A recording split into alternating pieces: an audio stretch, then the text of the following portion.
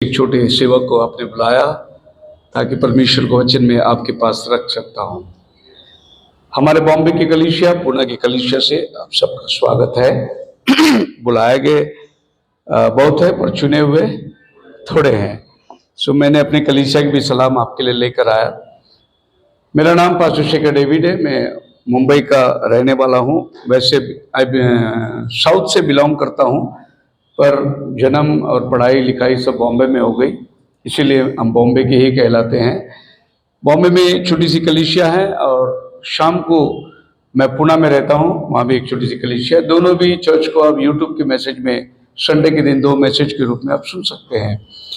उसके अलावा प्रभु की कृपा से हम गुजरात में और पंजाब में और दिल्ली में और ये बड़े बड़े स्टेट्स के अंदर प्रभु ने उसका वचन ले जाने के लिए हमें अनुग्रह किया। मैं जब भी जाता हूँ गुजरात में, ये गुजरात की सेवा है, बहुत बड़े पैमाने में लोग इस मीटिंग के अंदर शामिल होते हैं।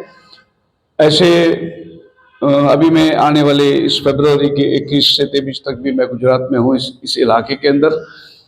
और ये हमारी पंजाब की मीटिंग्स होती है, बड़े बड़े टेंट लगाकर हमेशा।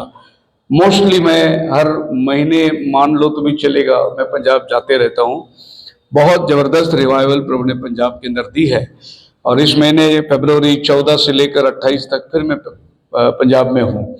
तो कन्वेंशन स्पीकर के रूप में मुझे बुलाते हैं और मेरा मेन सब्जेक्ट होता है रेवल्यूशन, प्रकाशित वाक्य के ऊपर ज़्यादा मैं भी पसंद करता हूँ बात करने, और लोग भी सुनना चाहते हैं, क्योंकि सुसमाचार तो सभी चर्च में होते हैं, है नहीं। यीशु पानी पर चला, मच्छी रोटी खिलाया, चमत्कार, आशीष की सभाएं, ये तो सब जगह होती रहती है। लेकिन प्रकाशित वाक्य की बातें ये आपको बहुतेक सुनने नहीं मिलेगा, क्योंकि ये 2 किताब बंद है, उत्पत्ति और प्रकाशित वाक्य। ये कोई चर्च में खोलते नहीं इसको। उत्पत्ति में लिखा है शैतान कैसे आया, उसका प्लान कैसे उसने जाहिर किया, और रेवलेशन में लिखा है वो कैसा बांधा जाएगा, गड्ढे में डाल दिया। तो ये 2 किताब से शैतान बहुत नफरत करता है, और ये 2 किताब वो कहीं खोलने नहीं देता लोगों को। लेकिन प्रभु का धन्यवाद हो कि हम इसी किताब के ऊपर ज्यादा ध्यान करते हैं, क्योंकि यही हमारे समय का किताब है। पढ़िए प्रकाशित वाक्य 1 अध्याय उसका 3 वचन।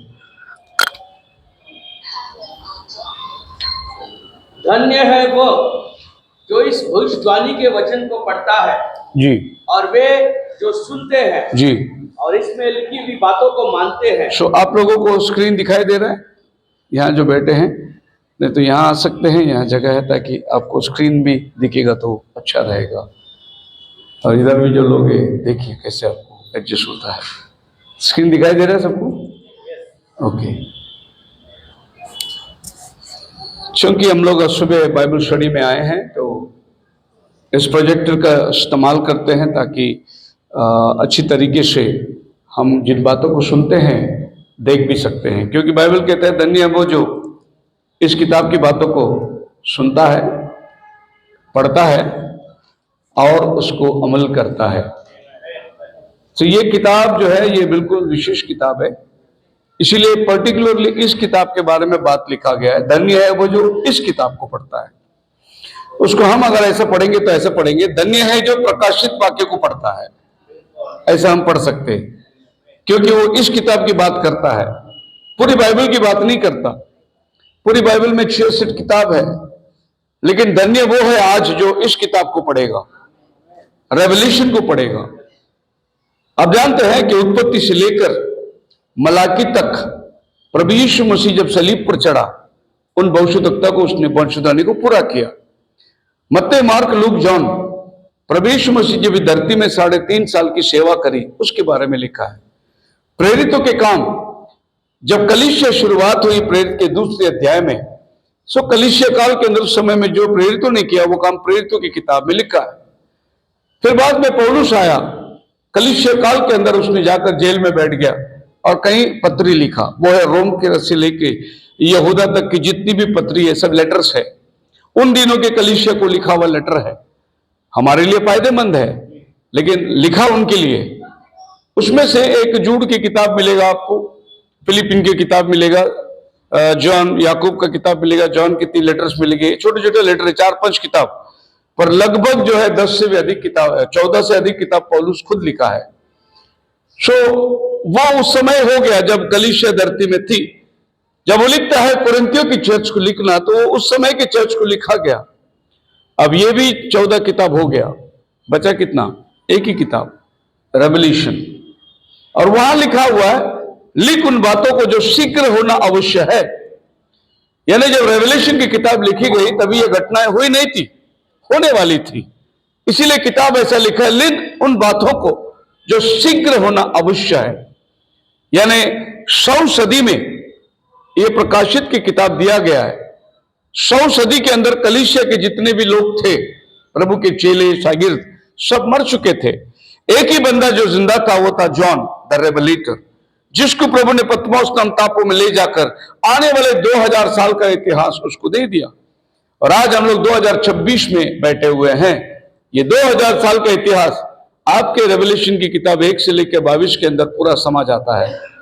तो अगर आपने रेवल्यूशन की किताब को समझा तो आप पूरी 2000 साल के इतिहास को समझ सकते हैं। और विशेष हमारे दिनों का संदेश वो है प्रकाशित वाक्य 3 अध्याय, उसका 14 से लेकर 20 तक पढ़ोगे, ये हमारा समय का संदेश है। लिखा है, लौदीसिया काल के दूत को लिख, लौदीसिया काल के दूत को लिख। यह आखिरी कलीसिया है, आखिरी काल है, और यह धरती में आखिरी दिनों में जो घटना होने वाली है वो इस कलीसिया को प्रभु ने संदेश के रूप में लिखा है। यह प्रभु का प्रेम पत्र है कलीसिया को दिया हुआ।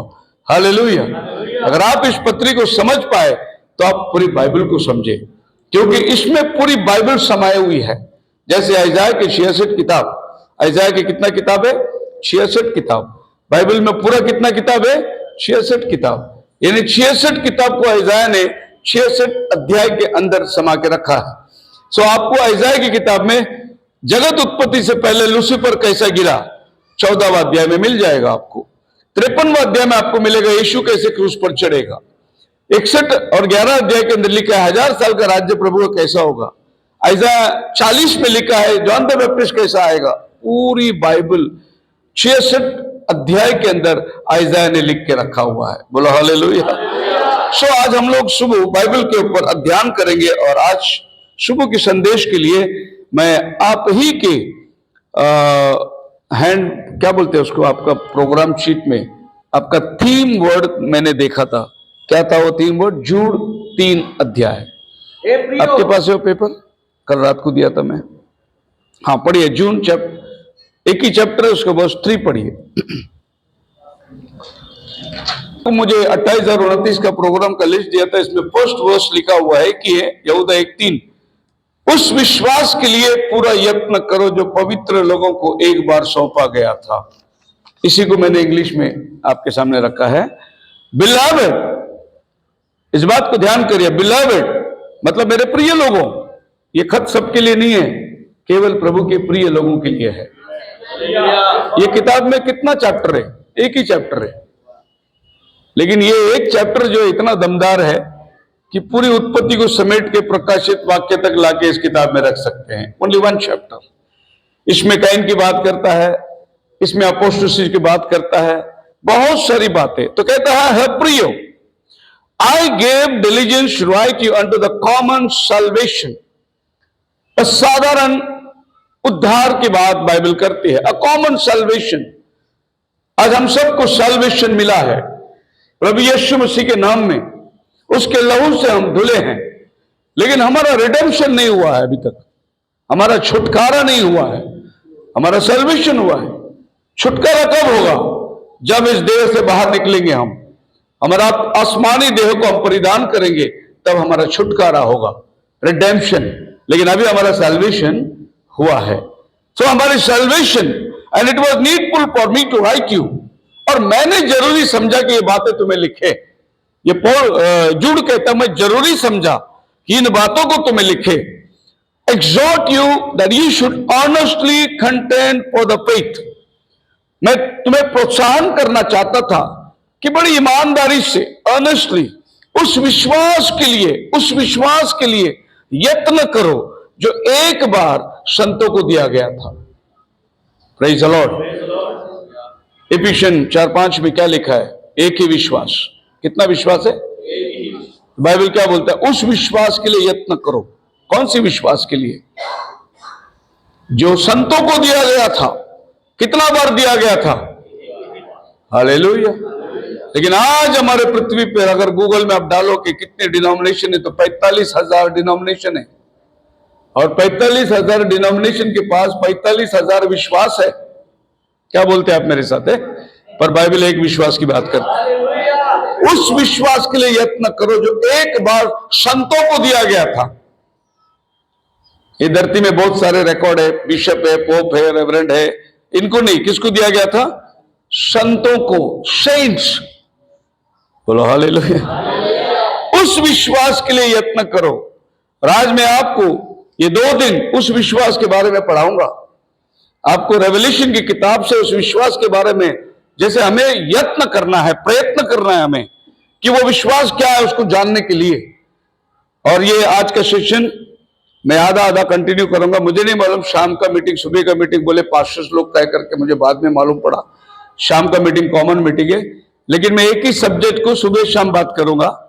बोले बहुत सारा सब्जेक्ट लेके इधर उधर खिचड़ी पका के फायदा नहीं है। एक टारगेट पकड़ेंगे और उसको ही कंप्लीट करेंगे हम लोग। तो आप मुझे अगर 3 दिन का समय देंगे तो मैं एक ही टारगेट लेके 3 दिन को बात करता हूं। नहीं तो आज विश्वास के बारे में बात किया, कल किसी और के बारे में, परसों को, आपको सब समझेगा ही नहीं। और आजकल का मैसेज कैसी होती है पता है? शुरू होगा विश्वास में, खत्म होगा दशवान में।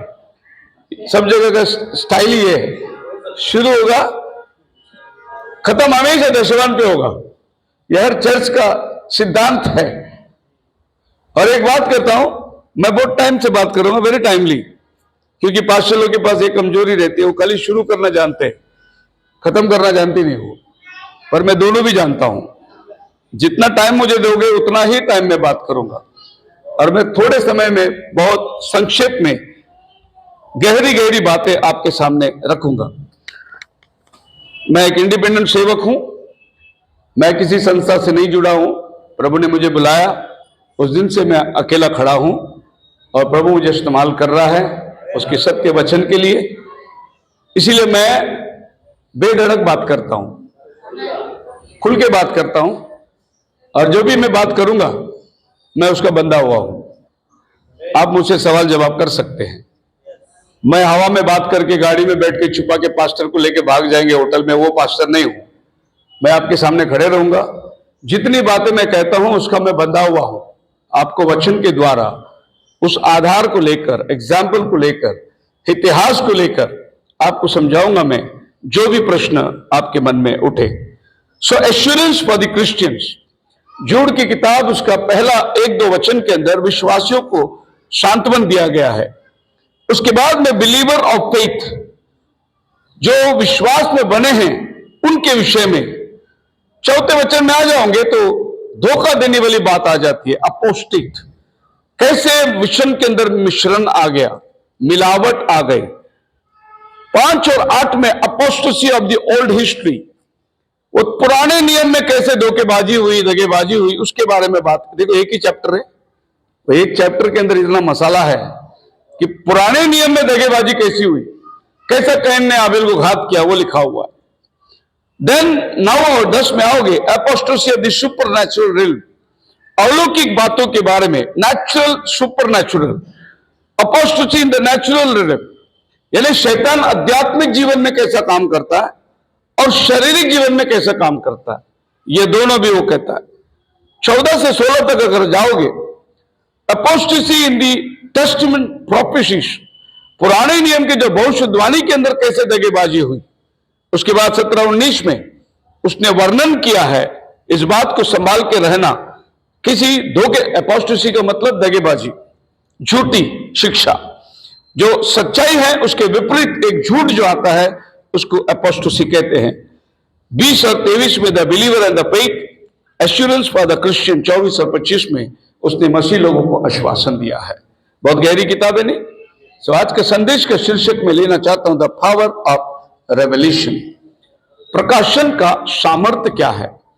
आज प्रकाशन ना होने की वजह से मेरी भेड़ें भटके हुई है करके प्रभु कहता है, क्योंकि आज लोगों के पास रेवलेशन है नहीं, और जो भी हम सुनते हैं वो अजीब प्रकार के रेवलेशन सुनते हैं। मैं पिछले दिनों में एक बहुत बड़ा प्रचारक आया था अंबरनाथ में, साउथ से आया था। तो मुझे किसी ने बताया कि पास्टर जी वो भी प्रचारक आपके जैसा प्रोजेक्टर लगा के प्रीच करता है, तो आप जाओ, बहुत अच्छा लगेगा। मैंने कहा जरूर जाऊंगा, और मैं जाकर सुना। बहुत नामशीन है, टीवी में बहुत बात करता है। और जब मैं उसका प्रकाशन सुनने लगा तो अजीब प्रकाशन, उसने रेवल्यूशन 17 पढ़ाया, जिसको आज मैं भी पढ़ाने वाला हूं। और वो जानवर के ऊपर एक औरत बैठी हुई है, और उसने बोला कि वो औरत कोई नहीं है, अपना हिंदुस्तान का काली माता है, शेरा वाली, शेर पे बैठी है ना। मैं उठा, बाइबल लिया, बाहर निकला। जो मीटिंग वाला मेरे को बुलाया तो बोला क्या ब्रदर जा रहे हैं? मैं बोला अरे बाप रे, इसने तो जानवर में किसी और को बिठा दिया। तो मैं जा रहा हूं, अभी मेरा काम नहीं है इधर। ये आज के बहुत बड़ा प्रचारक लोगों का रेवल्यूशन है कि देखो शेर है, औरत बैठी है, तो शेर पे औरत कौन सी देश में बैठी है? अपने देश में बैठी है, तो ये वो देवी है? नहीं, बाइबल कभी भी एक औरत को चर्च करके दर्शाता है। तो वो जो जानवर पर बैठी है वो एक चर्च है, वो कोई देवी देवता नहीं है, वो एक कलीसिया है। हालेलुया। तो इस तरीके के रेवल्यूशन और लोगों को भी बड़ा अजीब लग रहा है, क्योंकि लोग गेज ही नहीं कर पाते सच्चाई है क्या। एक बाइबल स्टडी में मैं गया था, वहां पास्टर जी बोले अभी हम लोग मियां बीबी अलग अलग सोते हैं, 2 खटिया में सोते हैं अलग अलग। क्यों पता है? क्योंकि वचन में लिखा है जब प्रभु आएगा एक जाएगा एक रह जाएगा। हम लोग को दोनों को जाने के, इसके लिए हम लोग अलग अलग खटिया में सोते हैं, नहीं तो पति चले जाएगा पत्नी रह जाएगा। इस तरीके का अजीब अजीब किताब रेवल्यूशन आपको सुनने मिलेगा। पर आपको कोई भी रेवल्यूशन हो, दर्शन हो, आपका कोई भी विजन हो, आपका कोई भी स्वप्न हो, अगर वो वचन से मेल नहीं खाता तो वो प्रभु की ओर से नहीं है। हर एक स्वप्न दर्शन को आप वचन के साथ में देखिए। जो आज आप देखते हैं वो कल किसी और ने देखा होगा। आप वचन में ढूंढिए, आपको मिलेगा। आप जो भी देखते हैं उसको आप स्क्रिप्चर में जाके देखिए। अगर वचन मेल नहीं खाता तो वो बात बहुत दूर रखिए। जो आपको वचन में मिलता है उसको आप अपनाइए, उसको आप छोड़िए नहीं। सो मसीह में मेरे प्रिय लोगों, द पावर ऑफ रेवल्यूशन, जब आप रेवल्यूशन को समझने लगेंगे आपको अपने आप में सामर्थ्य मिलेगी। गॉस्पेल पर सब विश्वास करते हैं। हर एक अन्य जाति भी हर संडे तेल और पानी लेके जाता है चर्च को, चंगाई पाने के लिए जाता है। उसका विश्वास खाली तेल पानी पर है, और पादरी साहब प्रार्थना करके देते हैं, वो जाके आशीष पाता है, चंगाई पाता है। मैं ये कहना चाहता हूं, वो तेल लगाकर तुम चंगाई पाते हो, तो मैं वो चंगाई देने वाले का पहचान कराना चाहता हूं। तो फिर तेल और पानी की जरूरत ही नहीं पड़ेगी ना।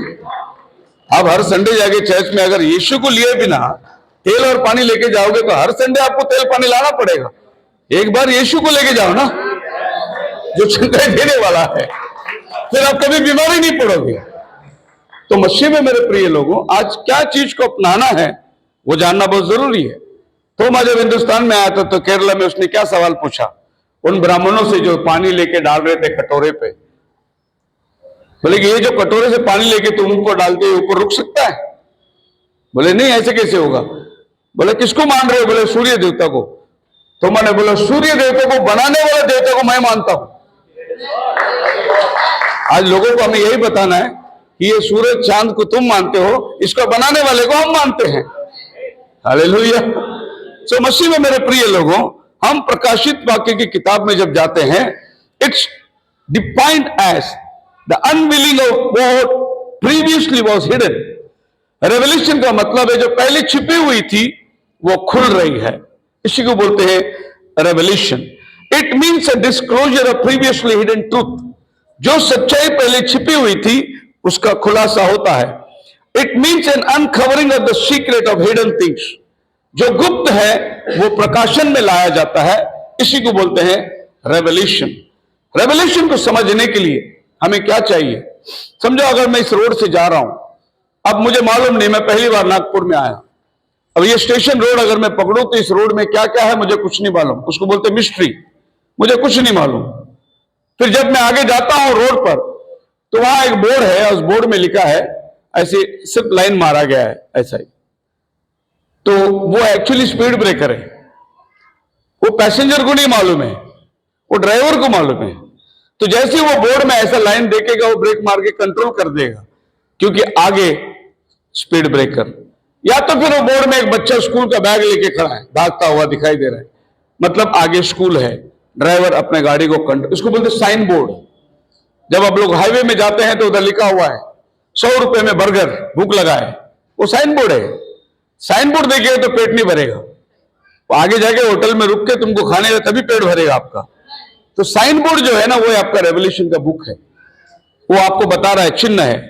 फिर जब मैं वहां जाता हूं और मेरी गाड़ी धक्के लगती है स्पीड ब्रेकर में, तब जो मिस्ट्री था वो खुल गया, वो साइन में प्रकट हुआ, लेकिन आगे चलकर जब मुझे धक्के लगते हैं वो खुल गया। याद रखिए, प्रेरितों के समय में वो मिस्ट्री था, रेवोल्यूशन का किताब मिस्ट्री था। जॉन ने साइन में देखा उसको, और आप और हम आज रियलिटी में बैठे हुए हैं। आज वो धक्का हमको लग रहा है।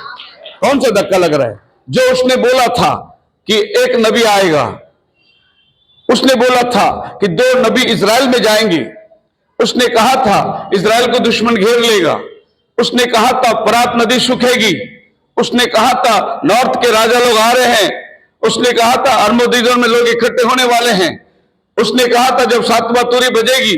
तो ये जितनी बातें उसने कहा था वो सब आज हमारे दिनों में पूरा हो रहा है। यानी हम लोग रेवोल्यूशन के फुल फील्ड में बैठे हुए हैं। अगर आपके पास पेन पेंसिल है तो रेवोल्यूशन चैप्टर 1, उसमें 7 दीवट और 7 तारे दिखाई दिया गया है। एक 20 में लिखा है, सो आप लिख सकते हैं चैप्टर 1 में क्या है, 7 कलीसिया काल का संदेश है और 7 तारे उसके दाहिने हाथ में है। तो जॉन ने पूछा ये क्या है? बोले ये 7 कलीसिया है, दीवट और 7 तारे 7 कलीसिया के दूत हैं। ये 7 कलीसिया के जो दूत हैं ये उसके दाहिने हाथ में है, और एक एक कलीसिया को एक एक दूत आते हैं। कैसे पता चलता है? पढ़िए उसका 2 अध्याय का पहला वचन, रेवोल्यूशन चैप्टर 2 वर्स 1। इफिसुस की कलीसिया के दूत को देखो, खत हमेशा दूत के पास आता है, कलीसिया के पास में खत नहीं आता। दूत खत को पढ़कर कलीसिया को सुनाता है। अगर डायरेक्ट खत कलीसिया में आ जाए, वो खत कलीसिया समझ नहीं पाएगी। समझना दूत का काम है। और जब यहां पर बाइबल में लिखा है दूत, याद रखना ये आसमानी दूत नहीं है, ये धरती के दूत हैं। क्यों धरती के दूत हैं? क्योंकि कोई भी आसमानी दूत को कलीसिया नहीं है। कलीसिया काले धरती के दूत है इंसान के लिए। तो ये 7 कलीसिया काल को जो 7 तारे हैं, ये 7 धरती के वक्ता है जो प्रभु नियमित समय में लोगों के पास में लेके आता है। हालेलुया। और ये 7 कलीसिया एक्चुअली एशिया माइनर के अंदर 2 और 3 अध्याय के परिचय में लिखा हुआ है। और ये 7 कलीसिया का नाम हम पढ़ सकते हैं। और लिखता है जॉन को कि उन कलीसिया को लिख जो शीघ्र होने वाली बातें हैं। और ये 7 कलीसिया को पत्र दिया गया। इसमें पतमोस नाम टापू में जॉन को रखा गया। आप देख सकते हैं ये पतमोस नाम टापू है। यहां बैठकर वो ये 7 कलीसिया को खत लिखता है। और ये 7 कलीसिया एशिया माइनर के अंदर है। इन कलीसियाओं का नाम लेकर प्रभु आपको और हमको संदेश देता है। हर युग के अंदर क्या घटनाएं होगी वो एक एक कलीसिया को प्रभु चुनता है। फॉर एग्जाम्पल, पहला कलीसिया का नाम है इफिसुस, 2:1 में लिखा है इफिसुस की कलीसिया के दूत को लिख। और फिर अब 4 वचन में आओगे तो क्या कहता है बाइबल? मुझे तेरे विरुद्ध यह कहना है, हाँ जी, कि तूने अपना पहला सा प्रेम छोड़ दिया। इस कलीसिया को प्रभु शिकायत करता है तूने पहला सा प्रेम छोड़ दिया है। अब पहला सा प्रेम छोड़ने का मतलब यह है कि तू विश्वास में ठंडा हो गया है। इफिसुस का नाम का मतलब है रिलैक्स, ठंडा हो जाना। तो हर नाम के अंदर प्रभु ने संदेश को लिखा है। स्मिरना, दूसरा कलीसिया का नाम है स्मिरना। स्मिरना जो है मिर नाम का गोंद से, एक झाड़ से गोंद निकलता है, उसका नाम है मिर। ये मरे हुए शरीर पर लगाते हैं। तो स्मिरना चर्च को प्रभु क्या कहता है? 2:10 में जाओगे तो वहां संदेश है, प्राण देने तक तो विश्वासी रह, तुझे जीवन का मुकुट मिलेगा। मतलब इस चर्च को प्रभु बोलता है तू मरेगा लेकिन विश्वास को मत छोड़ना। इसकी स्मिरना का मतलब है मरण। फिर अब जाएंगे आगे, परगमस, थुआतीरा, सार्डिस, फिलाडेल्फिया, और लास्ट चर्च है लौदीकिया।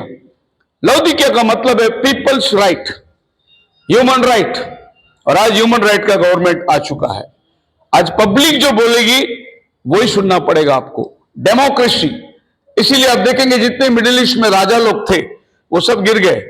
सद्दाम हुसैन 40 साल राज किया, गिरा दिया गया, है ना।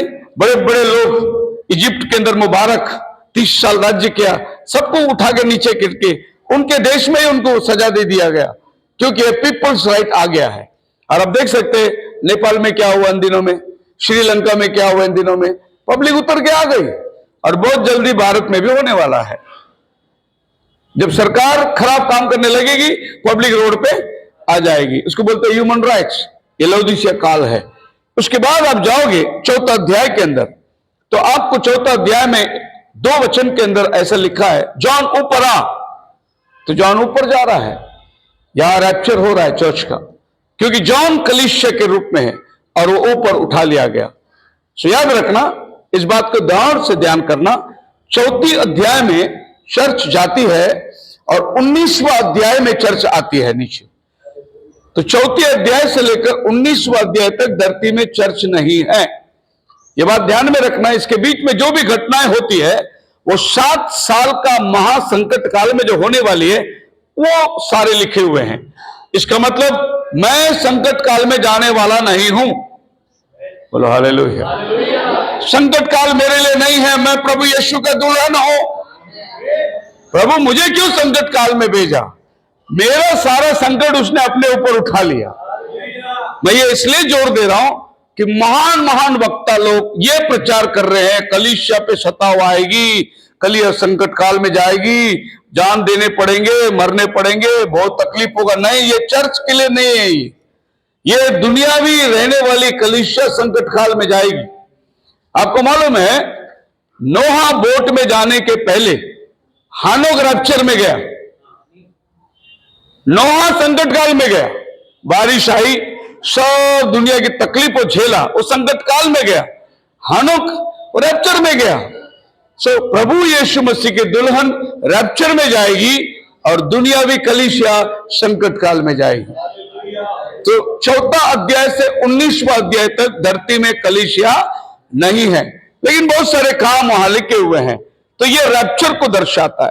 और इसमें 4 प्राणी आता है 4 अध्याय 7 वचन के अंदर।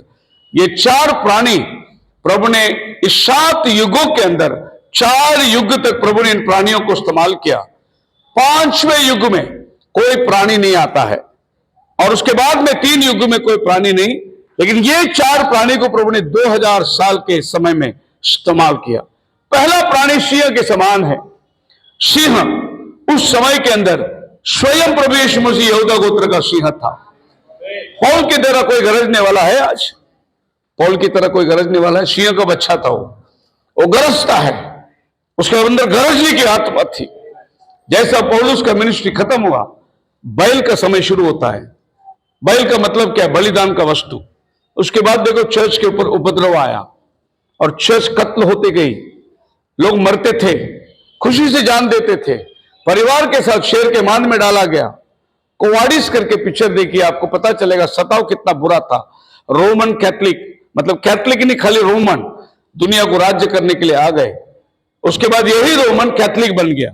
पहला रोमन था, बाद में वो कैथलिक बनता है, क्योंकि कंस्टेंटाइन कन्वर्ट होने के बाद वो कैथलिक बन गए। कंस्टेंटाइन कन्वर्ट होने के पहले वो रोम साम्राज्य था। सो वहां पर सताव को देखिए, 300 सदी में भयंकर सताव। कलीसिया जो है बहुत बुरी तरीके से, ये था बैल का समय यानी बलिदान का समय। ये समय में जो आत्मा आती है वही आत्मा का क्रिया आपके अंदर होती है। यह समय बलिदान देने का समय था, लोग बलिदान देते रहे। उसके बाद आता है मनुष्य का समान एक प्राणी आता है, और यह मनुष्य का समान प्राणी जो है 1500 सदी से प्रभु ने काम शुरू कर दिया। पहला मार्टिन लूथर को भेजा 1500 सदी में, उसने लोगों को बाहर निकाला बंधनों से। उसके बाद में जॉन वेस्ली आया, उसने लोगों को शुद्धिकरण में निकाला, सैंक्टिफिकेशन। उसके बाद में पेंटिकोस्टल रिवाइवल आई, पवित्र आत्मा का वरदान प्रभु ने 1900 सदी में भेजा। यह था मनुष्य का युग जो शुरुआत हुई। प्रभु ने रिफॉर्मर्स लोगों को भेजना शुरू किया। उसके बाद चार्ल्स फिनी, डीएल मूडी वगैरह बड़े बड़े महान वक्ताओं को प्रभु ने 1800 1900 मैं प्रभु का धन्यवाद देता हूं, जिस चर्च के अंदर हम बैठे हैं 1840 का चर्च है। यह मनुष्य का युग का समय शुरुआत हुआ चर्च है। इसके पहले आप चर्च बना नहीं सकते। आप रोमन कैथोलिक के अलावा कोई चर्च स्थापन नहीं कर सकता था। यह 1800 सदी में एक रिवाइवल आई, जो 1700 सदी में जॉन वेस्ली जब चर्च से बाहर निकला, मेथोडिस्ट चर्च शुरू हुई, लूथर जब बाहर निकला, लूथरन जन शुरू हुई, तो यह मनुष्य के समय था जो प्रभु ने रिवाइवल में द्वारा काम किया। और आखिर उकाब है, उड़ता हुआ उकाब, और यह हमारा युग है। बोलो हालेलुया। ये 1900 सदी से शुरुआत होती है, क्योंकि 1900 सदी में पेंटेकोस्ट की रिवाइवल आई। लोग आत्मा में भर गए, अन्य भाषा बोलने लगे, उनके अंदर चिन्ह चमत्कार होने लगे। जो चीज 2000 साल से छिपी थी 1900 साल में वो प्रकट हो गया। खुदावन मनुष्य में रहने आ गया। यह युग जो है उकाब का युग है। उकाब का युग मतलब उकाब के सारी क्वालिटी इस युग में प्रभु ने दिया है। उकाब तेज देखता है, कितना भी ऊपर रहे आहार के ऊपर उसकी नजर रहती है। इस युग में प्रभु के बच्चे बाइबल के बारीक चीजों को देखेंगे। उकाब वो मरता नहीं, वो जाकर बैठता है, पंख झड़ते हैं, फिर वो नया बन के आता है। इस युग में जो रैप्चर में जाने वाले मरने वाले नहीं हैं, वो नया बल पाएंगे, नया शरीर पाएंगे, आसमान में उड़ेंगे। ये युग का समय उकाब का है। आप जब 6वें अध्याय में जाते हैं तो 7 मोहरों का किताब है। 5 अध्याय में उसका लक्षण है, 6वां अध्याय में मोहरें खुलती है। इस किताब को 7 मोहरों से बंद करके सिंहासन के ऊपर दिया गया है। मैं मैसेज नहीं चालू किया अभी तक, मैं खाली फाउंडेशन डाल रहा हूं, उसके ऊपर मैसेज शुरू करूंगा। तो ये फाउंडेशन आपको समझना चाहिए कि रेवलेशन है क्या, क्योंकि बहुत सी बार कौन सी किताब को हम खोलेंगे हमें समझना मांगता है कि वो किताब कौन से समय के लिए लिखा गया है। 7 मोहरों का किताब, और जब ये खुलती है तो 4 घोड़े आते हैं उसमें। पहला घोड़ा श्वेत है, दूसरा घोड़ा लाल है, तीसरा घोड़ा काला है, और चौथा घोड़ा पीला है। पीला मतलब हरे रंग का, इसको इंग्लिश बाइबल में पेल लिखा है। सो पेल का मतलब येलो नहीं होता, हरा मिक्स करा एक हरा रंग दिखाई देता है। ये 4 घोड़े 4 युग में आए थे। पहला जो सफेद घोड़ा आया था ये पहले युग में आया था। लोग सोचते हैं ये यीशु मसीह है करके, क्योंकि सफेद घोड़े में आ रहा है। नहीं, ये यीशु मसीह नहीं है, ये क्रिस्त विरोध है। यीशु मसीह भी सफेद घोड़े में आता है, 19वां अध्याय में आता है, जहां उसके पास में मुकुट पहन के आ रहा है। ये यीशु नहीं है करके कैसे बोलेंगे, क्योंकि इसको मुकुट दिया गया है। पब्लिक इसको मुकुट दे रहे हैं, यीशु को कोई पब्लिक मुकुट नहीं दे सकता। इसके पास में बाण है, धनुष है, लेकिन तीर नहीं है। इसका मतलब ये आदमी धोखेबाज है। उसके बाद लिखा है कि जय पाता हुआ जा रहा है। यीशु मसीह जय पा चुका है। आखिरी दुश्मन मृत्यु के ऊपर वो जय पा लिया है। वो मुर्दों में से जी उठा है, लेकिन ये अभी जय पाने को निकल रहा है, तो ये यीशु मसीह नहीं हो सकता। फिर ये दूसरा घोड़ा आया, दूसरा मोहर खुलने के टाइम, लाल रंग का घोड़ा, उसके हाथ में तलवार है। पृथ्वी से मेल निकालने के लिए आया हो, लड़ाई लड़ाई लड़ाई लड़ाई कत्ल करने के लिए आया हो, जय पाता हुआ जा रहा है। फिर काला घोड़ा आया, तीसरा मोहर खुलते ही काला घोड़ा क्या करता है, तराजू लेके आया। तराजू क्या है, व्यापार को दर्शाता है। यह वो समय था, चर्च में व्यापार आ गया।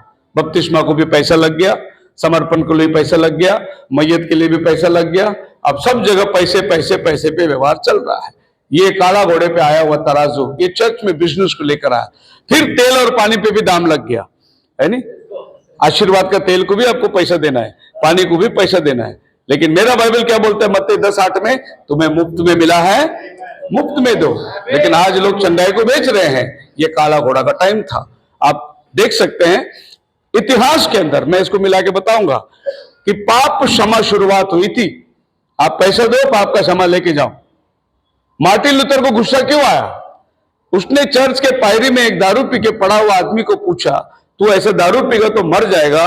उसने अपनी जेब से चिट्ठी निकाली, अभी 50 रुपए भर के पाप क्षमा लाया हूं मैं। तभी मार्टिन लूथर को गुस्सा आया, बोले ये कौन होता है क्षमा करने वाला?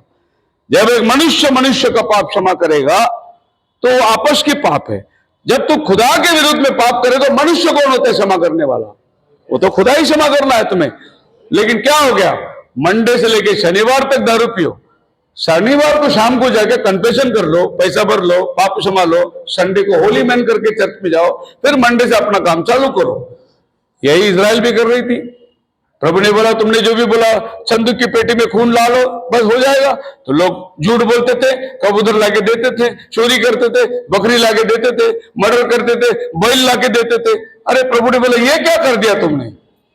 मैंने बोला तुम्हारे पाप क्षमा होंगे, खून देना इसका मतलब लोगों ने सोचा कि चलो करो खून दे दो। यही तो प्रभु यीशु मसीह ने मंदिर में जाकर बकरी बेचने वाला, कबूतर बेचने वाले को हंटर मार के बाहर क्यों निकाला? यही हो रहा था उधर धंधा। ये लो इधर से ये करो, इधर से समय होता है, अक्सर ऐसे होता है ना। तुम मंदिर में नारियल दो, नारियल वापस व्यापार के पास ही जाता है। जो बलिदान दे दो वो बलिदान वापस उन्हीं के पास जा रहा है। व्यापार का घर बन गया, डाकुओं का कोह बन गया।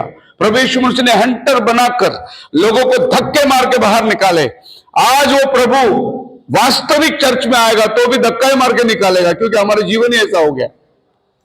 बोलो हाँ, बोलो ना। हमारे चर्चों के केस कितने कोर्ट में? चर्चों के जमीन हड़पे कितने कोर्ट में केस है? सोमवार से शनिवार तक पास्टर कोर्ट में रहता है, खाली संडे चर्च में आता है। वो केस लड़ रहे हैं। मैं एक बार बॉम्बे में बहुत अधिकारी के पास बैठा हुआ था, फोन आ रहे उसको, वकील का फोन आ रहा है, वकील का फोन आ रहा है। मैं बोला क्या साहब इतना वकील का फोन? 200 केस है चर्च का कोर्ट में, हाई कोर्ट में। कितना केस है? 200 केस है। अब बताइए आप क्या करेगा? ये काला घोड़ा वाले तराजू लेके आ गया चर्च के अंदर। उसके बाद आता है पीला घोड़ा, और ये पीला घोड़ा का मतलब है मरण। ये मरण 20वीं सदी में आया। फर्स्ट वर्ल्ड वॉर कभी हुआ? 1914। सेकेंड वर्ल्ड वॉर कभी हुआ? 1944। अभी थर्ड वर्ल्ड वॉर के लिए हम बैठे हैं। इसके पहले कोरोना आया, अभी और भी बहुत सारे कोरोना आने वाले हैं। मौत हर जगह, मृत्यु मृत्यु मृत्यु। ये पीला घोड़ा सफर कर रहा है। अभी हम लोग पीला घोड़े के सर में बैठे हुए हैं। आगे हम जाएंगे, ये तीनों पॉलिटिकल रूप में किस तरीके से दिखाई देता है। सफेद घोड़ा गया यूरोप में। अब जकरयाह 6वां अध्याय 4 वचन पढ़ोगे, यही 4 घोड़ा जकरयाह बात करता है। वही 4 घोड़ा प्रकटीकरण 6 में यूहन्ना देख रहा है। दोनों भी सेम घोड़ा है, सेम कलर है, और एक पॉलिटिकली बता रहा है, एक स्पिरिचुअली बता रहा है। तो बाइबल हमेशा 2 बातों में हमको समझना है, एक पॉलिटिकल शारीरिक और एक आत्मिक। जब प्रभु बोलता है जीवन का पेड़ है तो वो आत्मिक फल है, उसी तरह जमीन में पेड़ भी है, वो भी फल देता है। एक आत्मिक है, एक शारीरिक है। सो उसी तरह ये घोड़ा, सफेद घोड़ा यूरोप में गया, जो कैथोलिज्म के रूप में सब white white white white white. काला घोड़ा अमेरिका में गया, जिसको हम लोग बोलते हैं वेस्टर्न कंट्री, जो डॉलर को लेके गया। आप कौन सी भी कंट्री में जाके काम करोगे, आपका सैलरी डॉलर के हिसाब से होगा। आप दुबई में बड़े काम करो, वहां का पैसा दिरहम है, लेकिन उसका वैल्यू जो है डॉलर के हिसाब से। हमारे इंडिया का वैल्यू डॉलर अभी 90 के ऊपर गया डॉलर का भाव। डॉलर से आपका देश का पैसा चुना जाता है, और ये डॉलर काला घोड़ा लेके बैठा हुआ है। उसके बाद में जो तीसरा घोड़ा है वो है फर्स्ट लाल घोड़ा दूसरा, ये कम्युनिस्ट कंट्री, लाल घोड़ा जिंदाबाद। जैसा लाल घोड़ा उधर के युद्ध को, कत्ल को कम्युनिज्म के द्वारा किस तरीके से लाया, क्योंकि कम्युनिस्ट कोई धर्म को मारता नहीं। आपको मालूम है हिटलर ने कितना कत्ल किया, स्टालिन मुसोलिनी ने क्या किया, ये सब लाल घोड़ा है। और ये लाल घोड़ा तलवार लेके आया। पीला घोड़ा वो गया मिडिल ईस्ट में, इस्लाम का झंडा कौन सा है? हरा। आपका बाइबल हरा झंडा की बात करती है, पेल, और इस्लाम का सब कुछ हरा।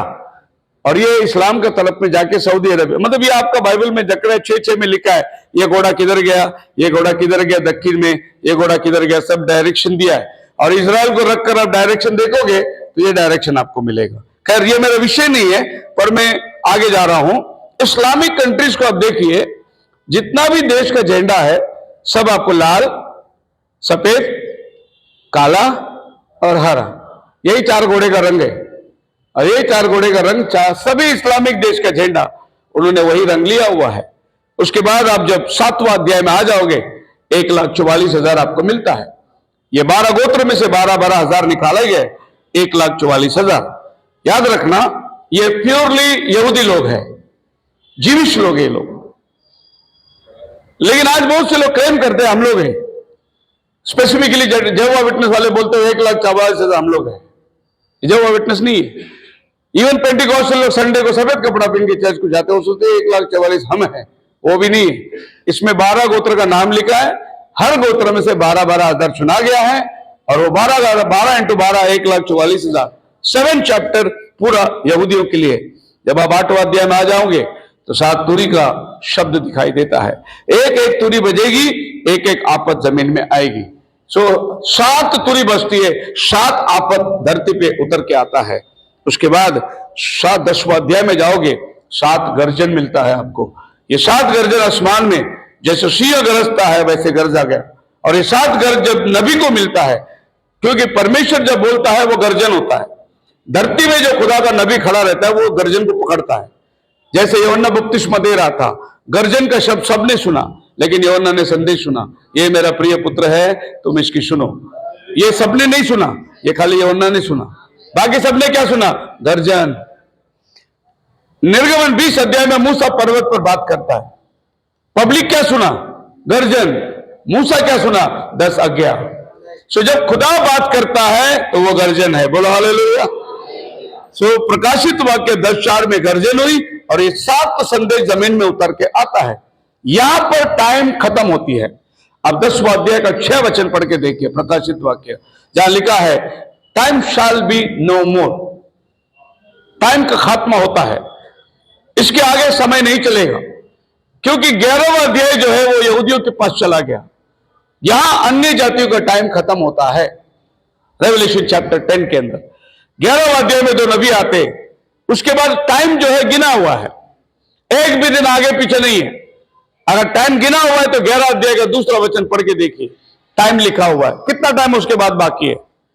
और मंदिर के बाहर का आंगन छोड़ दे, हाँ, उसे मत ताप, हाँ, क्योंकि वो अन्य जाति को दिया गया है। अन्य जाति को दिया गया है, और वो पवित्र नगर को 42 महीने तक रोंदेंगे। आ गया 42 महीना, टाइम लिमिट कर दिया गया। 42 महीना यरूशलेम को रौंदे जाएंगे। और उसका अगला वचन लिखा है 1260 दिन तक मेरे 2 नबी भविष्यवाणी करेंगे, तो वो 3.5 साल। मैं अपने 2 गवाहों को यह अधिकार दूंगा कि टाट ओढ़े हुए 1260 दिन तक भविष्यवाणी करें। 1260 दिन 3.5 साल, और उसके बाद में 42 महीना 3.5 साल। 3.5 और 3.5 कितना हुआ? 7 साल। टाइम लिमिट है, ये 7 साल ही, देश के आगे टाइम है ही नहीं। इसीलिए 10वां अध्याय के अंदर कहता है समय खत्म हुआ, यानी अन्य जाति का जब समय खत्म होगा, इज़राइल का टाइम चालू होगा। सो इज़राइल को कितना टाइम दिया गया? खाली 7 साल दिया गया। और ये 7 साल जो है दानियल के 9 अध्याय उसका 26 और 27 वचन में मिलेगा आपको। इतना ही टाइम उनको अलॉट किया गया है। इसके बीचों बीच प्रभु ने समय अन्य जातियों को दिया गया है। खैर, बोर्ड नहीं है, मैं आपको कैलकुलेशन करके बताता था। तो ये टाइम को ध्यान करके सुनिए, ये समय प्रभु ने अलग निकाल के रखा है। अगर आप दानियल में पढ़ोगे, पढ़िए 9 का 24 से पढ़िए।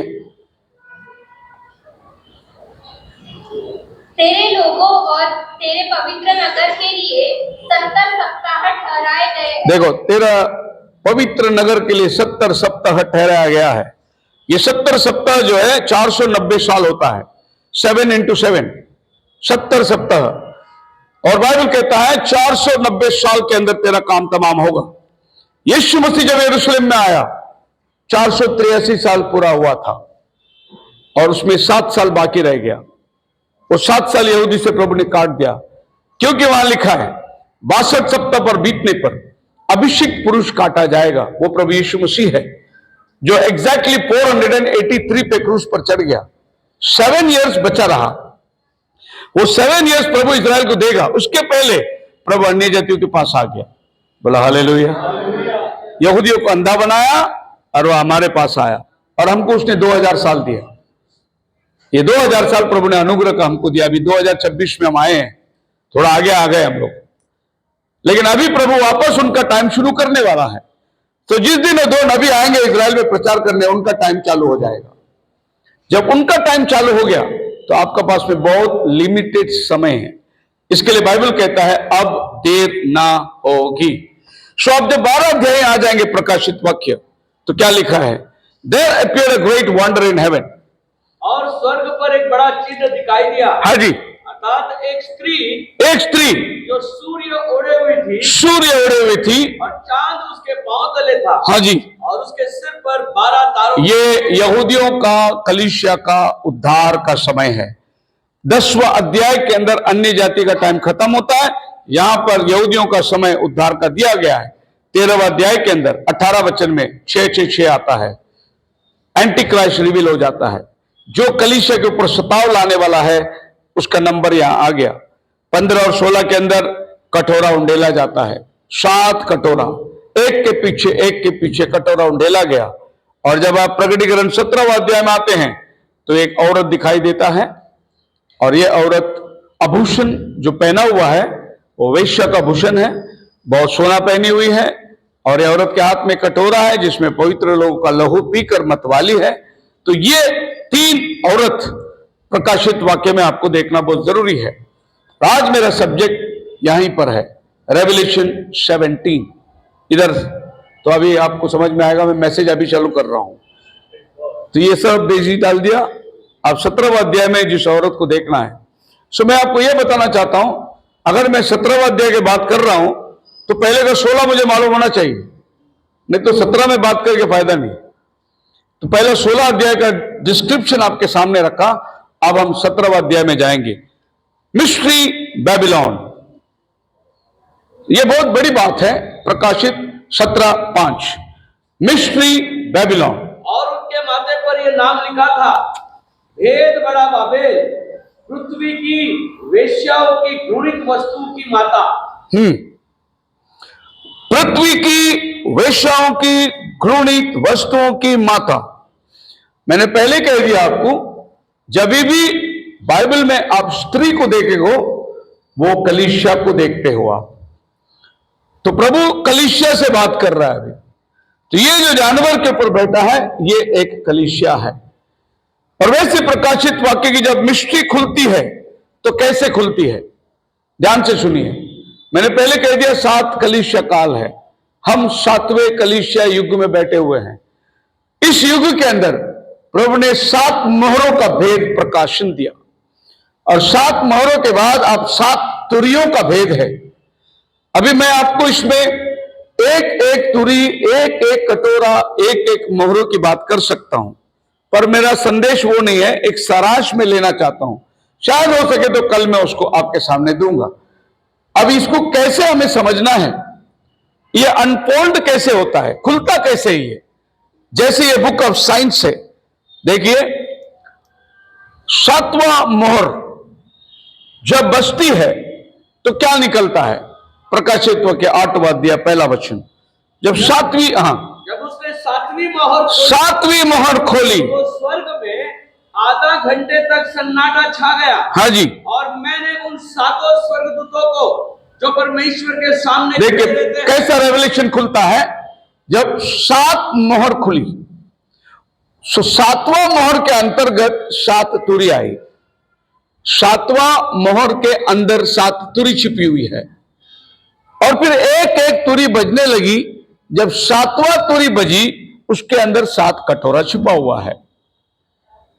जब तक 7वां तुरी नहीं बजेगी कटोरा नहीं आएगा। जब 7वां मोहर नहीं खुलेगा तुरी नहीं बजेगी, और जब तक 7वां कलीसिया नहीं आएगा 7 मोहर नहीं खुलेगा। बोलो हालेलुया। आपको यह बात समझना बहुत जरूरी है, क्योंकि ये अनफोल्ड हो रहा है। जो किताब को आपने देखा, जैसे मैंने ये किताब आपको बताया, अभी ये किताब को 7 मोहर देकर बंद कर दिया गया है। और जब एक रोल बंद होता है तो एक मोहर लगता है, उसके ऊपर दूसरा रोल आता है, फिर एक मोहर लगता है, तीसरा रोल आता है, फिर एक मोहर लगता है, 7 मोहर। तो यह किताब को खोलने के लिए आपको पहला कौन सा मोहर खोलना पड़ेगा, कौन सा मोहर खोलना पड़ेगा? क्योंकि पहला मोहर तो अंदर है एकदम। आपको 7वां मोहर खुलेगा तो ही आपको 6वां मिलेगा। जब 6वां खुलेगा तो आपको 5वां मिलेगा। जब 5वां खुलेगा तो आपको समझ में आया रेवलेशन कैसे समझना है। पहले 7वां समझना है। 7वां जब समझोगे तो फिर उसके अंदर आपको सारी बातें एक एक करके खुलते आएगी। अब ये बाइबल एक विशेष किताब है, प्रभु ने इसको इस तरीके से रखा हुआ है कि दुनिया ज्ञान से ढूंढेगी, उन्हें मिलेगा नहीं, लेकिन प्रभु के चाहने वाले को पवित्र आत्मा समझाएगा ये किताब के अंदर क्या लिखा हुआ। हालेलुया। एक बार ऐसा हुआ, मेरा कोई रिश्तेदार नजदीक का भाई लगता है, गांव से आया हुआ था और वो भी बड़ा ज्ञानी था, पर वो हिंदू अन्य जाति से थे। तो वो अपनी ज्ञान की बातें मेरे साथ कर रहा था, मैं भी बाइबल की बातें कर रहा था। करते करते करते करते इस मुद्दे पे पहुंच गया कि हमने बताया कि यूहन्ना ने कहा है 7 के बच्चों मन फिराओ के योग्य फल लेकर आओ, उसके बाद तुम बपतिस्मा में आना। 7 के बच्चों, तो ये 7 के बच्चे इधर हो गए। फिर बाइबल में वहां लिखा है कैन दुष्ट से था, वो भी सांप का बच्चा था। तो उसने मेरे को एक सवाल पूछ लिया, आज सांप का बच्चा किधर है? मैं बोला मेरे सामने बैठा है। वो बोला मैं बोला हाँ। तू मानता नहीं वचन को, तू कौन है? तो मैं वो सब बाइबल समझा के आ रहा था वहां पर, तो बोले कि कौन है सांप का बच्चा? एक बार मुझे पुणे में बुलाया गया था, कुछ मुस्लिम लोगों को डिबेट रखी थी और वो डिबेट करने वाले जाकिर हुसैन के चेले लोग आए थे। और डिबेट करते करते शुरुआत उन्होंने सवाल पूछा, उत्पत्ति में 4था दिन सूरज प्रभु ने बनाया, 4था दिन सूरज और चंद्रमा को बनाया, तो पहले 4 दिन सुबह कैसे हुआ और शाम कैसे हुआ? वो मुझे सवाल पूछ रहे। वो ये बताना चाहते हैं कि बाइबल परमेश्वर का वचन नहीं है, क्योंकि अगर पहले दिन शाम हुई और सूरज ही नहीं बना तो शाम हुई कहां से? तो 4 दिन में कहां से शाम हुई? आपका बाइबल में मिस्टेक है। मैंने उसको बोला कि बाइबल उत्पत्ति से शुरू नहीं होता, उत्पत्ति तो 3000 साल के बाद मूसा ने लिखा। बाइबल कहां से शुरू होती? अय्यूब के किताब से बाइबल शुरू होती है। अय्यूब सबसे पुराना किताब है बाइबल में। उसको अय्यूब का किताब 38 खोल के पढ़ाया। प्रभु कहता है अय्यूब को, जब मैंने सूरज और चांद को बनाया तब तो कहां था? जब मैंने पृथ्वी को नींव डाल के बनाया तब तो कहां था? तो वो पढ़ने के बाद उसने मुझे पूछा, तो फिर यह किताब पहला होना चाहिए ना, अय्यूब का किताब पहला होना चाहिए, ये जेनेसिस अंदर होना चाहिए, ऐसा क्यों बनाया गया? मैं बोला तेरे जैसे लोग को ठोकर लगने के लिए कि तुम बाइबल ढूंढोगे तो भी तुम सच्चाई नहीं पा सकते। आप मेरे साथ है? तेरे जैसे लोगों को ठोकर लगने के लिए बाइबल ऐसा अरेंज किया गया है। इज़ाया 28 में लिखा है ना, थोड़ा यहां थोड़ा वहां, नियम पर नियम। तो परमेश्वर ने इसको बिल्कुल नियम पर नियम, थोड़ा यहां थोड़ा वहां, ताकि बातों को छिपा के रखा है। प्रभु आप दृष्टांतों में क्यों बात करते हैं? क्यों नहीं खुल के कह देते? नहीं, दृष्टांतों में इसलिए बोलता हूं कि वो सुनकर भी ना समझे, पर मैं तुम्हें समझा दूंगा दृष्टांत, ताकि उन्हें भी संदेश जाए, लेकिन चुने हुओं के लिए संदेश अलग है। आज जो आप सुनते हैं यीशु सबके लिए आया, मैं भी नहीं बोलता यीशु सबके लिए आया। मत्ती 1:21 में लिखा है, वो अपने लोगों को उनके पापों से छुड़ाने आया, सबके लिए नहीं आया। अगर सबके लिए आया होता तो ये सब क्रिश्चियन बन जाते। वो सबके लिए नहीं आया, खाली अपने लोगों के लिए आया हो। बोलो हालेलुया। सो बाइबल मिस्ट्री के अंदर मिस्ट्री छिपा हुआ है। सो हम आगे जाएंगे और रेवलेशन 17 के अंदर आएंगे, जहां आज हमारा संदेश है। इसको आप समझने की कोशिश करिए कि 7 मोहरों के अंतर्गत 7 तुरी है, 7वां तुरी के अंतर्गत 7 कटोरा है। इसको समझाने के लिए मैं ऐसे कहूंगा, हम लोग अक्सर देखते हैं शादियों में और इसमें पार्टियों में पटाखा बजाते हैं, तो नीचे एक पटाखा बजाते हैं, वो ऊपर जाता है, फटता है, उसमें से चिंगारे निकलती है, फिर हर एक चिंगारी भी फटती है, उसमें से भी चिंगारे निकलती है, तो आपको एक बहुत बड़ा आग का गोला दिखाई देता है। प्रकटीकरण ऐसा ही है, जाता है एक, वो फुटता है, 7 मोहर निकलता है, फिर जब वो फुटता है 7 कटोरे निकलते हैं। इस तरीके से प्रकाशन बहुत बड़ा विस्तार है, जो एक संक्षेप में आपके पास छुपा के दिया हुआ है। अब इस जिसको हम लोग देखने जा रहे हैं, जो आपने पहला पढ़ा था यहूदा 1:3 में, उस विश्वास की यत्न करेंगे जो एक बार संतों को दिया गया था, वो विश्वास को किसने बिगाड़ा और वो विश्वास को इतने तौर तरीके में कौन सी वस्तु थी जो विश्वास को टुकड़े टुकड़े में बांट दिया। आपको मूल आधार पर मैं लेके जा रहा हूं, वो है ये औरत। इस औरत के वजह से हम ओरिजिनल विश्वास से भटक गए हैं। जो ओरिजिनल फेथ था, वो फेथ को हमारे आंखों से छुपाने का काम इस औरत ने किया। इस औरत का नाम है mystery Babylon the great. Mystery Babylon the great, यानी इस औरत को अगर समझना है तो उसके माथे पर नाम लिखा है और यह नाम है बेबीलोन की रहस्यमय बातें। सो बेबीलोन में जाना पड़ेगा आपको इस औरत को समझने के लिए। बेबीलोन का मतलब बाहर जाने का नहीं, आपका बाइबल में है बेबीलोन कहां शुरू हुआ, वहां जाना पड़ेगा आपको इस औरत के भेद की बातों को समझने के लिए। और यह औरत कहां दिखाई देगी? आपके उत्पत्ति 11 अध्याय का 9 में यह शब्द आता है, बाबेल। इस कारण उस नगर का नाम बेबीलोन पड़ा, क्योंकि सारी पृथ्वी की भाषाओं में जो गड़बड़ी है वो यहोवा ने वही डाली। बोलो हालेलुया। सारे मसीहत में जो गड़बड़ी है वो सब यहीं से शुरू हुआ थी।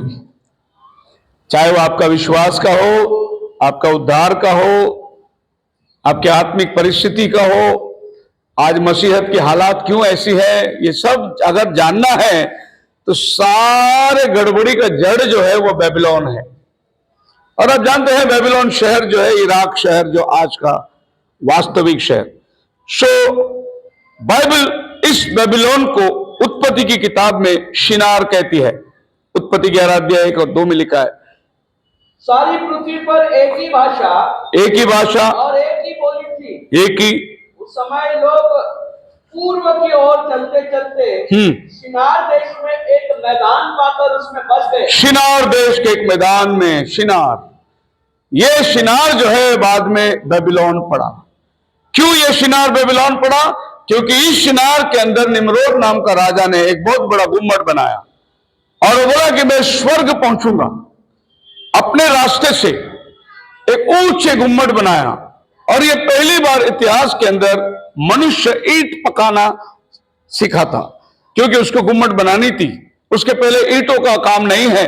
यहां पर मिट्टी गोलकर आग में पकाकर ईंट से वो लोग गुम्मट बनाने लगे। निम्रोद का कहना था, हम पृथ्वी पर एक रहेंगे, अलग नहीं होंगे, हम लोग यहां मातीतर भीतर ना होंगे, एक गुम्मट बनाएंगे, स्वर्ग में चढ़ने का एक रास्ता। आपको मालूम है निम्रोद गुम्मट क्यों बनाया? ऊंचा, क्योंकि 9 अध्याय के अंदर आप देख सकते हैं, जल प्रलय होकर जस जमीन सूखी थी, नोवा बाहर आया। और एक जल प्रलय अगर आएगा तो मैं डूबना नहीं चाहिए करके वो ऊपर टावर बना रहा था। हालेलुया।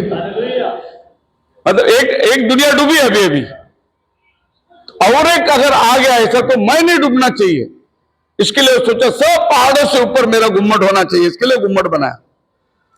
हमारे गांव में ऐसा होता है, अगर ये चर्च का गुम्मट 60 का रहेगा फुट का, तो दूसरा वाला 61 फुट का बनाएगा। बोलेगा वो चर्च से हमारा टावर 1 फुट ऊपर है, ऐसा बनाएगा। ये हमारे मसीह लोगों का अंदर स्वभाव है। उसका चर्च से मेरा चर्च बड़ा है, उसके पास से मेरे पास ज्यादा लोग हैं। ये निम्रोद का आत्मा है जो ये बोलेगा कि मेरा। आपको समझ में आना चाहिए, ताकतवर आदमी। बाइबल में ऐसे बहुत सारे नाम हैं जो आज मॉडर्निज्म में बदल गए, पर बाइबल में इसका सब नाम है। जॉर्डन जो है बाइबल का अमोन, मोआब, लेबनान बाइबल का टायर, सऊदी अरेबिया बाइबल का इस्माइलाइट, मिस्र देश Amalek, Sinai, Seir, Ashur, Philistine, Russia Magog, Iran Persia, Iraq Persia, Afghanistan Persia, Ethiopia Cush, Sudan Cush, Libya Put, Tunisia Put, Algeria Put, Morocco Put, Germany Gomer, Turkey Beth Togarmah, Armenia बेत तोगरमा। ये सब Bible का नाम है जो आज का modern name है। तो जितना भी देश का आज वातावरण है, 3rd वर्ल्ड वॉर में जो भी पार्टिसिपेट होने वाले, सब पुराने नियम में ओल्ड नेम से जाने गए हैं। और ये ओल्ड नेम जो है बाइबल के अंदर आप पढ़ सकते हैं। इवन हमारा इंडिया का नाम भी आप बाइबल में पढ़ सकते हैं। बोलो हालेलुया। मैं प्रभु का धन्यवाद देता हूं कि प्रभु ने इंडिया का नाम बाइबल में लेकर आया, क्योंकि इंडिया में बहुत प्रभु के चाहने वाले हैं, उसके दुल्हन है। बोलो हालेलुया।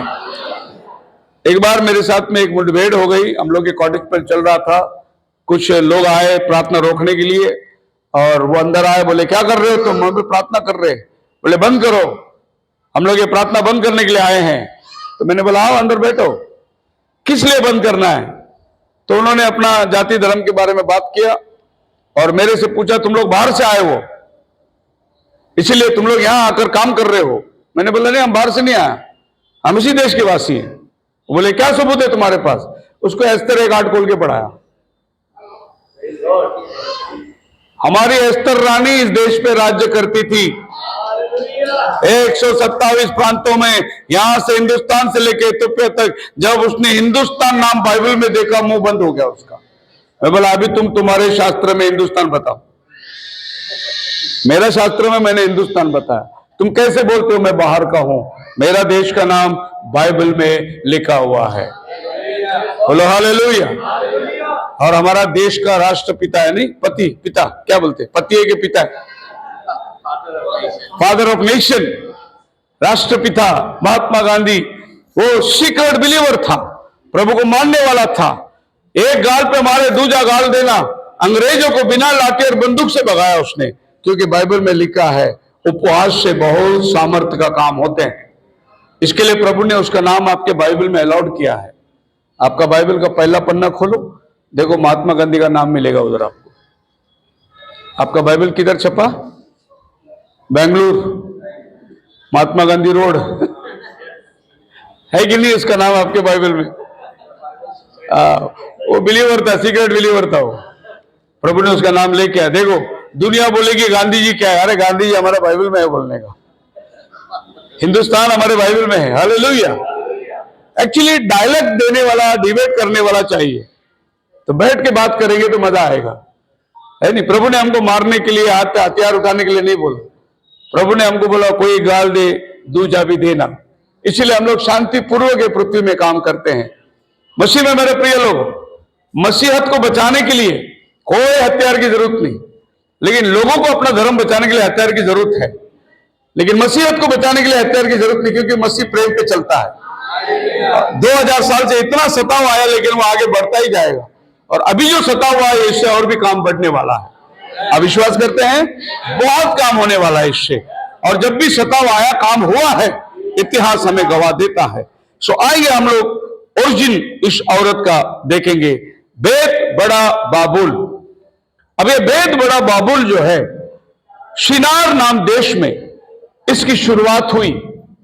अब शिनार नाम देश में निम्रोद राजा राज्य करता था। निम्रोद की स्टोरी जो है वो कुछ अजीब सा आपको मिलेगा। निम्रोद का मां जो है सेमीरामिश, ये वहां के देवी थी, और निम्रोद उसका बेटा था। तो निम्रोद को जो अपनी गोद में लेकर, छोटा बच्चे को जो गोद में लेकर, जो तस्वीरें आप आज चर्चों में देखते हैं, मेरी और जीसस, ये मेरी और जीसस का तस्वीर नहीं है, ये सेमीरामिस और उसका बच्चे का तस्वीर है। जब वो चर्च में आ गई और वो मेरी में बदल गई। तो अब याद रखना कैसा मिक्सअप होता है। शुरुआत कहां हुई? क्योंकि ना पतरस ने मेरी और बच्चे का तस्वीर रखा, ना पौलुस ने उनको माना। कोई कलीसिया में युग में यह बात नहीं दिखाई देती। जो आज कलीसिया में मुख्य स्थान पर आके बैठा हुआ है, तो यह कहीं बाहर से आया है। यीशु मसीह 30 उम्र के बाद ही लोगों पर जाहिर हुआ। उसके पहले वो गुपित था। 12 साल में मंदिर में गया एक बार, बाइबल आपको बताती है। उसके बाद 18 साल यीशु का इतिहास कोई नहीं बताता। सीधे 30 उम्र में यूहन्ना बपतिस्मा देने वाले के पास आकर वो खड़ा है। इसके बीच में अगर कोई इतिहास लिखने जाएगा तो वो गलत साबित होगा। इसके बीच में बहुत लोगों ने इतिहास लिखा है, लेकिन आप उसको पुरावा नहीं दे सकते। जहां बाइबल खामोश,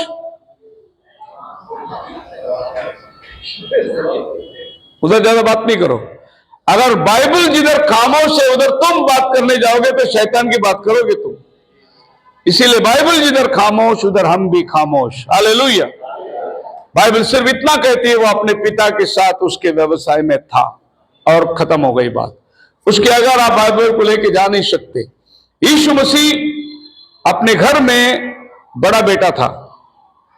4 भाइयों का नाम मरकुस 6 में लिखा है और लिखा है उसके बहनें भी थे, 1 से ज्यादा। 2 पकड़ेंगे तो 4 भाई और 2 बहन, 6 बच्चे। तो प्रभु यीशु मसीह के बाद में 6 बच्चे थे और यीशु मसीह घर का बड़ा था, पहलौटा था। तो जोसेफ जाने के बाद यीशु मसीह को घर संभालने का बोझ मिला। वो कारपेंटर का काम किया और अपना परिवार को पाला। जॉन चैप्टर 7 में लिखा है उसके भाई उस पर विश्वास नहीं करते थे। क्यों नहीं करते थे? क्योंकि बचपन से उसकी माता उनको यह बोलती आई कि जैसे तुम पैदा हुए ऐसा यीशु नहीं पैदा हुआ, तुम्हारा बड़ा भाई। जब मेरा मंगनी हुआ था पवित्र आत्मा से मैं गर्भवती हुई, तो वो बच्चे बोलते थे मरियम को, क्या बेकी बेकी बातें करती है, ऐसा कभी होता है क्या? लेकिन मरियम बोलती थी तुम्हारा भाई तुम्हारे जैसा शादी के संबंध में नहीं पैदा हुआ, पवित्र आत्मा से पैदा हो। लेकिन बाइबल कहती है यीशु मसीह ने बचपन से लेकर अपने मुंह में ना कभी गलत बात बोली। कहने का मतलब मेरा यह है, यीशु मसीह का पास्टर का काम 3.5 साल का था, लेकिन 30 साल वो सीख के आए। हम लोग 3.5 साल बाइबल कॉलेज में सीख के 30 साल प्रचार करते।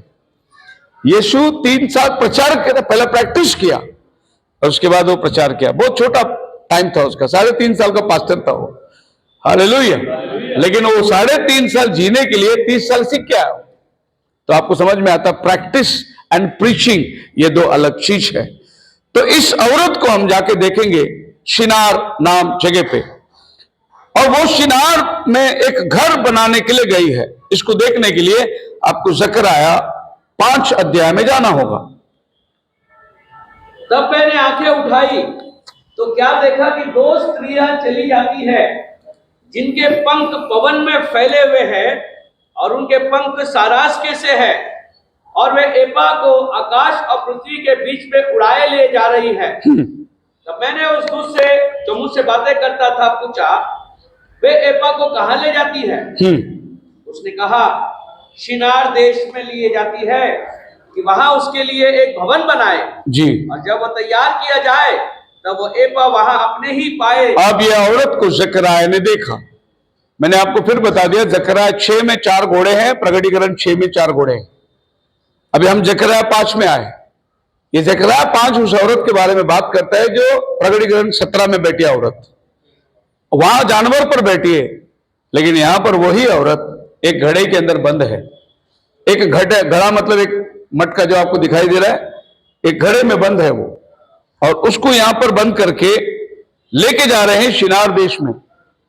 अब ये शिनार देश जो है बाबेल में लेके जा रहे। अब ये औरत को इस घड़े में बंद करके रख दी, इसके ऊपर एक ढकना लगा दिया और इसको उठा के ले जाने के लिए 2 औरत आ रही है, दोनों को पंख है, और ये लोग इसको यरूशलेम से उठाकर शिनार में ले जाएंगे। अब ये बात को समझने के लिए कि वो औरत 17वां अध्याय में जानवर पर क्यों बैठी है, उसके लिए आपको ज़करयाह में आना पड़ेगा। यहां से हमको समझ में आएगी कि वो कहां थी, वो कैसे प्रकाशित वाक्य में चली गई और उसको क्यों बर्तन में रखकर बंद किया गया है, इसका अर्थ क्या है। आप मेरे साथ हैं?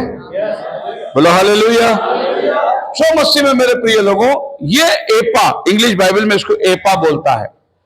जब आप एपा का नाम लेंगे तो वो एक बिजनेस को दर्शाता है। आज हमारे पास कांटे हैं, हम 1 किलो रखे यहां पर सामान रखते, 2 किलो रखे सामान रखते। उन दिनों के अंदर ये किलो नहीं था। ये बर्तन आपको 10 किलो अनाज चाहिए तो बड़ा वाला बर्तन 10 किलो वाला आपको अनाज मिलेगा, एपा बोलते। ये पुराने जमाने का माप था। आज भी हमारे इधर 1 लीटर दूध जो है देखो बर्तन में मापते हैं। दूध तेल वजन में नहीं मापते, बर्तन में मापते। उसी तरीके से पहले बर्तन में नापा जाता था। जब ये बर्तन के अंदर औरत को रखा तो ध्यान दीजिए, बर्तन व्यापार, औरत चर्च। आई समझ में? यानी चर्च और व्यापार अभी एक हो रहे हैं, जबकि चर्च को व्यापार से दूर रहना है, लेकिन अभी चर्च व्यापार में बदल रही है। एक एपा में उसको रखकर बंद कर दिया। ये कोई साधारण घर का बर्तन नहीं है, ये व्यापार का बर्तन है, और उसमें उसको रखकर बंद दिया गया। आप इतिहास में जरा झांक कर देखिए, जो प्रेरित लोग थे उन्होंने प्रेरितों के 6वें अध्याय में क्या कहा? उन्होंने कहा हमारे विधवाओं की शुद्धि नहीं लिया जा रहा है, हमारे ऊपर ध्यान नहीं दिया जा रहा है, ये विधवाएं भूखे रह जाती है। तो पतरस बोला हम वचन की सेवा को छोड़कर खाने पीने की सेवा में नहीं आएंगे। इसके लिए तुम अपने लिए 7 सुनाम पुरुषों को चुन लो, वो लोग इस पर ध्यान देंगे, हम तो प्रार्थना और वचन पर ध्यान देंगे। हालेलुया। यहीं पर पहली बार कलीसिया में 7 डीकन चुना गया है, जो कलीसिया के कारोबार संभालने के लिए। यानी याद रखना, प्रभु के साथ लोग कभी भी व्यापार को आत्मिकता के अंदर नहीं मिलाएंगे, वो उसको अलग ही रखेंगे। लेकिन यहां पर चर्च ही व्यापार में उतर गई, चर्च बिजनेस में उतर गई। अब ध्यान से सुनिए, यह बड़ी बड़ी इमारत जो बनी गई पुराने समय का, जैसे ये 1800 की सदी में हम बैठे हुए हैं, लेकिन अगर आप पीछे जाओगे तो 300 सदी से बड़े बड़े चर्च बनने लगे। उसके पहले चर्च नहीं था, उसके पहले घर में प्रार्थना होती थी। और वचन में लिखा है कोलोसियों की कलीसिया, वहां पर से लौदीकिया की कलीसिया, उसके घर में जो कलीसिया है, चर्चेस हमेशा घरों में होती थी, बिल्डिंगों में बदला कब? जब कंस्टेंटाइन बदल गया, उसके पास पैसा बहुत था, जमीन बहुत थी, और उसने प्रभु के लोगों को लेकर कलीसिया में मुख्य अधिकारी बना दिया, जैसे ट्रेजरर बना दिया या उनको और भी ऊंचा पद दे दिया। तो चर्च जो है पॉलिटिक्स के अंदर प्रवेश करी, और फिर कंस्टेंटाइन ने बोला चर्च बनाओ, पैसा जितना मांगता है स्टेट का पैसा ले लो, जमीन भी मैं देता हूं। इस तरीके से आप सभी जगहों के अंदर जो 300 सदी से बनी हुई चर्च, बड़ी बड़ी इमारत आपको दिखाई देगा। जैसा सेंट पीटर स्क्वायर चर्च है, बहुत बड़ी चर्च दिखाई देगा। यह रोम लोगों ने बनाया हुआ चर्च है, यह पैसे से बनाया हुआ चर्च है। यानी जब ये औरत घड़े में बैठी, वो पैसे में बैठ गई, व्यापार में बैठ गई, और उसने पैसे इकट्ठे करने के लिए क्या तरकीब किया? उसने पाप की क्षमा मांगी।